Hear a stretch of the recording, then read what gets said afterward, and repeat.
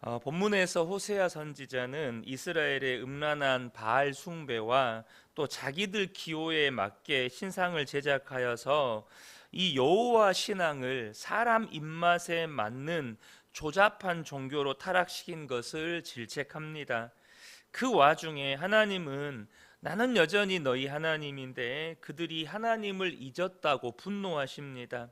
옛적 광야의 삶에서 백성들의 필요를 채우시고 돌보셨던 때를 회고하지만 그 하나님의 은혜를 잊어버린 백성들에게 남은 것은 심판입니다. 그래서 오늘 본문을 보면 온통 심판의 경고로 가득 채워져 있습니다. 이 에브라임으로 표현되는 이 에브라임 지파는 북이스라엘 지파에서 가장 뛰어난 강력한 지파였기 때문에 계속해서 이 에브라임으로 반복되는 이 명칭은 북이스라엘을 대표합니다. 그리고 북이스라엘의 첫 번째 왕이었던 여로보암 1세도 에브라임 지파 출신입니다. 이 북이스라엘을 대표하는 에브라임은 그들이 우상 숭배함으로 말미암아 하나님의 심판을 피할 수가 없게 되었다는 것이죠. 축복받은 에브라임, 그러니까 북이스라엘의 첫 번째 왕을 배출했던 이 에브라임 지파는 다른 지파들 가운데에서도 뛰어난 지파였고 민족이었지만 언젠가부터 바알을 섬김으로써 멸망을 자초하게 됩니다. 이 북이스라엘이 하나님 앞에 우상을 숭배함으로 말미암아 끊임없이 징계를 받아왔던 그런 역사를 보고도, 이 비극의 역사를 보고도 교훈을 받지 못하고 여전히 어리석게 바알과 음란을 즐김으로써 힘과 생명을 상실하게 됩니다. 여러분, 사람들은 왜 이처럼 어리석게도 하나님보다 우상을 추구하는 것일까요? 그들이 하나님 앞에 우상을 숭배했을 때 어떤 징계와 심판을 받았다는 것을 그들은 반복적으로 역사 속에서 목격해 왔습니다. 당장 이스라엘 백성들이 출애굽해서 모세가 시내산에 올라가 있을 때 그 밑에서 무슨 일이 있었습니까? 금송아지 우상을 만들어 놓고 우상 숭배의 이 축제를 벌이다가 하나님의 진노의 심판을 받지 않습니까? 모세가 그것을 보고 레위인들에게 칼을 쥐어주고 우상 숭배한 이들을 정말로 하나님을 대신하여 이렇게 심판하게 합니다. 그때로부터 이스라엘은 이스라엘 역사 속에서 끊임없이 우상을 숭배했고 또 그로 말미암아 하나님의 징계를 받아왔음에도 불구하고 그들은 여전히 우상 숭배를 추구해요. 이유가 뭘까요? 여러분, 그것은 우상 숭배는요, 자신의 탐욕과 욕망을 위해 이 우상이라고 하는 존재를 쉽게 이용할 수 있기 때문입니다. 그러니까 자기 입맛에 맞게 얼마든지 우상을 바꿀 수가 있어요. 내 입맛에 맞게 바꿀 수가 있다는 거예요. 오늘 본문에도 보면 1절과 2절에 에브라임이 말을 하면 사람들이 떨어도다. 그가 이스라엘 중에서 자기를 높이더니 바알로 말미암아 범죄함으로 망하였거늘 이제도 그들은 더욱 범죄하여 그 은으로 자기를 위하여 우상을 부어 만들되 자기의 정교함을 따라 우상을 만들었으며, 지금 뭐라고 말씀하시죠? 자기를 위하여, 자신의 탐욕을 위해서, 자신의 욕망을 위해서 우상을 부어 만들었는데 다 자기의 정교함을 따라서. 그러니까 이 우상을 만드는 대장장이들이 있지 않겠어요? 그 대장장이들의 손재주에 따라서 이렇게도 만들고 저렇게도 만들고 자기 입맛에 맞춰서 그냥 우상의 모형들을 자기 입맛에 맞춰서 만드는 거예요. 그러나 여러분, 이렇게 자기를 위하여 우상을 추구한 결과는 자손의 번성과 풍요로운 결실이 아니라 오히려 아침 구름이나 쉬 사라지는 이슬처럼, 바람에 날리는 쭉정이처럼, 굴뚝의 연기처럼 그들은 소멸되게 될 거라는 거예요. 3절에 보면 그러므로 그들은 아침의 구름 같으며 쉬 사라지는 이슬 같으며 타작마당에서 광풍에 날리는 쭉정이 같으며 굴뚝에서 나가는 연기 같으리라. 여러분, 왜 도대체 북이스라엘이 이런 비참한 처지에, 이런 비참한 결과를 맞이하게 되는 것입니까? 바로 이 우상 숭배는 앞서도 말씀드렸지만 자신의 욕망과 탐욕을 추구한 결과물입니다. 그래서 여러분, 우리가 절대 속으시면 안 돼요. 예수를 믿고도 여러분 우상을 숭배하는 사람들이 많습니다. 이것은 단순히요, 예수를 믿고도 실제로 제가 어떤 분의 간증을 들었는데 이분이 뭐 이렇게 무속인이었던 분이에요. 그런데 뭐 유명한 무속인이다 보니까 뭐 정치인들도 찾아오고 경제인들도 찾아오고 막 이렇게 유명한 사람들 다 찾아오죠. 그런데 그분들 중에 교회 뭐 장로, 집사, 안수 집사, 뭐 권사 이런 직함 가진 분들 많다는 거예요. 중요한 일 앞두고 또 무속인들 찾아와 가지고 어떻게 될 건지 막 조언을 구하고 이런 분들이 많다는 겁니다. 근데 여기서 말하는 그 우상 숭배는 단순히 이런 직접적으로 뭐 불상 앞에 가서 절을 하거나 혹은 무속인들을 찾아가서 점을 치거나 이런 것만을 말하는 게 아닙니다. 다시 말하면 자기를 위하여 우상을 부어 만들었다는 거예요. 자기 입맛에 따라 자기의 손재주로 그냥 내가 원하는 우상을 만들었다는 겁니다. 다시 말하면 예수를 믿고도 그 예수님을 믿는다고 말할 때 성경이 말씀하신 하나님, 성경을 통해서 우리에게 자신을 드러내신 그 예수님을 믿는 것이 아니라 내가 원하는 대로 복 주시는 예수님, 내가 원하는 대로 나를 도와주시는 예수님, 내가 원하는 내가 만든 예수님을 믿는다는 겁니다. 그래서 예수를 믿는다고 하면서도 내가 만든 예수님을 믿는 우상 숭배를 하는 거예요.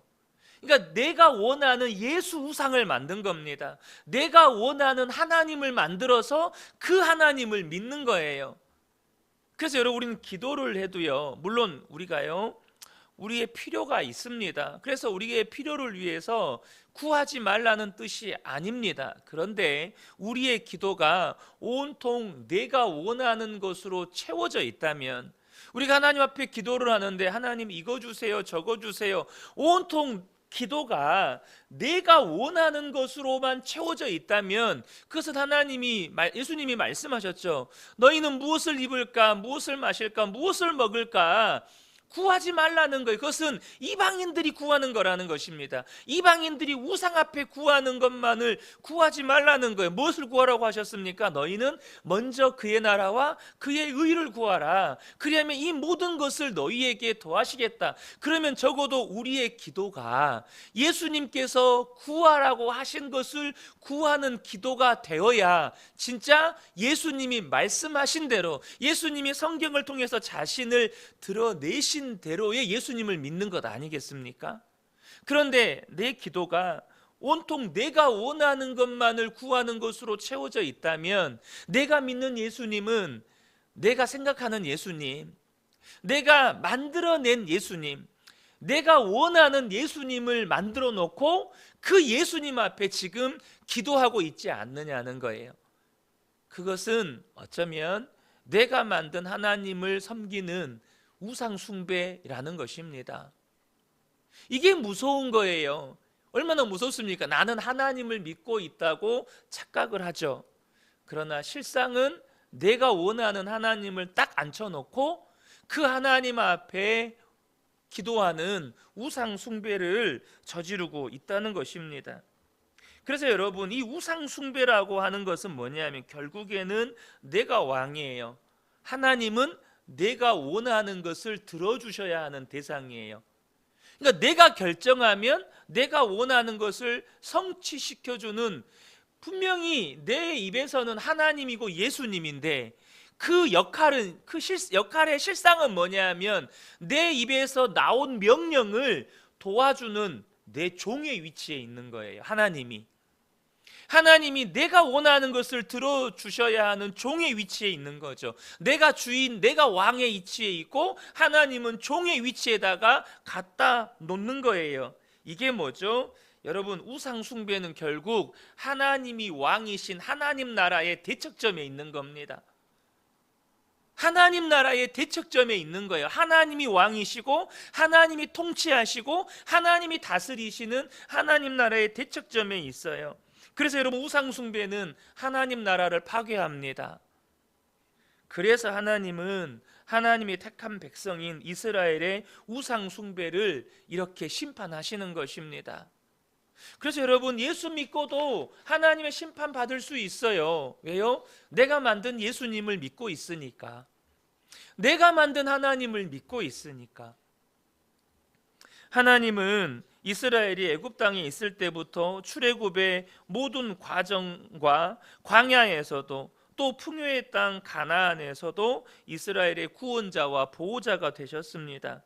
그런데 배가 부른 이 이스라엘 백성들은 교만해져서 하나님을 잊어버렸습니다. 6절에 보면 그들이 먹여준 대가로 배가 불렀고 배가 부르니 그들의 마음이 교만하여 이로 말미암아 나를 잊었느니라. 심지어 그들은 하나님을 불필요하게 여기며 왕을 구하더니 도리어 그들이 구했던 왕 때문에 우상 숭배하고 고초를 겪습니다. 그런데도 그들은 누가 구원자인지를 깨닫지 못하는 어리석은 자식일 뿐입니다. 하나님은 은혜를 배반한 에브라임을 굶주린 사자와 표범, 새끼 잃은 곰처럼 덮쳐서 찢어 놓으실 것이라고 말씀하십니다. 이스라엘을 낳고 기르셨고 구원하셨던 하나님의 분노 가운데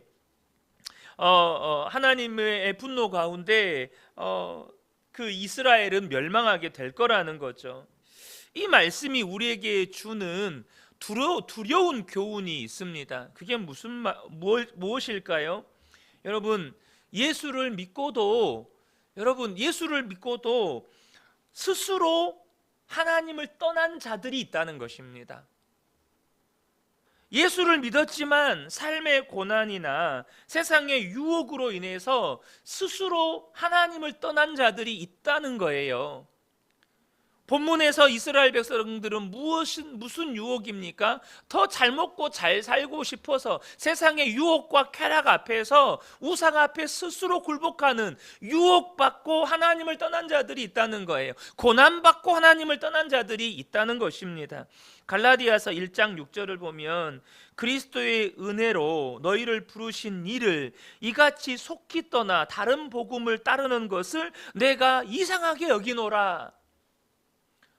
그렇게 하나님의 은혜로 부르심을 받고도 이렇게 속히 다른 복음을 따르는 것을 내가 이상히 여긴다라고 말씀하죠. 여기서 말하는 다른 복음은 예수를 믿어도 구원받지만 너희가 반드시 율법을 행해야 하고 할례를 받아야 한다고 말하는 이 유대주의 그리스도인들, 율법주의 그리스도인들의 이 말을 듣고 복음에서 떠난, 예수만 믿으면 구원받는다가 아니라, 오직 예수를 믿음으로 구원받는다가 아니라 너희가 예수도 믿어야 되지만 반드시 할례도 행해야 되고 모세의 율법도 행해야 구원받는다는 그 율법주의적인 그리스도인들을 따라간 자들을 말합니다. 그런데 그들만 있었던 게 아니에요. 히브리서 3장 12절부터 14절을 보면 형제들아 너희는 삼가 혹 너희 중에 누가 믿지 아니하는 악한 마음을 품고 살아계신 하나님에게서 떨어질까 조심할 것이요 오직 오늘이라 일컫는 동안에 매일 피차 권면하여 너희 중에 누구든지 죄의 유혹으로 완고하게 되지 않도록 하라. 우리가 시작할 때 확신한 것을 끝까지 견고히 잡고 있으면 그리스도와 함께 참여한 자가 되리라. 이 히브리서 말씀은요, 이 유대인 그리스도인들 가운데 고난과 핍박으로 인하여서 복음에서 떠나간 자들, 예수님에서 떠나간 자들이 있었기 때문에 이 히브리서 기자가 그들을 안타까워하면서 말씀을 전한 것입니다. 고난 앞에서, 핍박 앞에서 그리스도를 떠나간 자들이 있다는 거예요. 얼마나 무섭습니까? 내가 예수 믿었다고 구원이 보장된 게 아니라는 것입니다. 내가 예수 믿으면 무조건 구원받고 천국 갑니까? 절대 그렇지 않아요. 그래서 사도 바울이 또 하나 우리에게 권면하는 것이 있습니다. 빌립보서 2장 12절에 그러므로 나의 사랑하는 자들아 너희가 나 있을 때뿐 아니라 더욱 지금 나 없을 때에도 항상 복종하여 두렵고 떨림으로 너희 구원을 이루라. 두렵고 떨림으로 너희 구원을 이루라. 이 두렵고 떨림으로 구원을 이루라는 말이 무슨 말이지? 그 앞에 전제가 있습니다. 항상 복종하여, 항상 하나님의 말씀에 순종하면서 두렵고 떨림으로 너희 구원을 이루어 가라는 것입니다. 여러분, 오늘 예수 믿었다고 안심하지 마십시오. 오늘을 하나님의 말씀에 순종하면서 내가 혹 세상 유혹 앞에서 혹은 고난과 핍박 앞에서 나 스스로가 하나님을 떠나버릴지 모르는, 우리는 그런 연약한 자들이기 때문에 오늘도 주의 말씀에 복종하여 하나님께서 우리에게 주신 구원을 두렵고 떨림으로 이루어 가야 한다는 것입니다. 여러분, 오늘을 그렇게 구원받은 자로 살아가시기를 축복합니다. 오늘을 정말로 예수 그리스도 안에서 예수님 꼭 붙잡고 하나님 말씀 꼭 붙잡고 두렵고 떨림으로 구원을 이루어가는 복된 분들 되시기를 예수님의 이름으로 축복합니다. 아멘.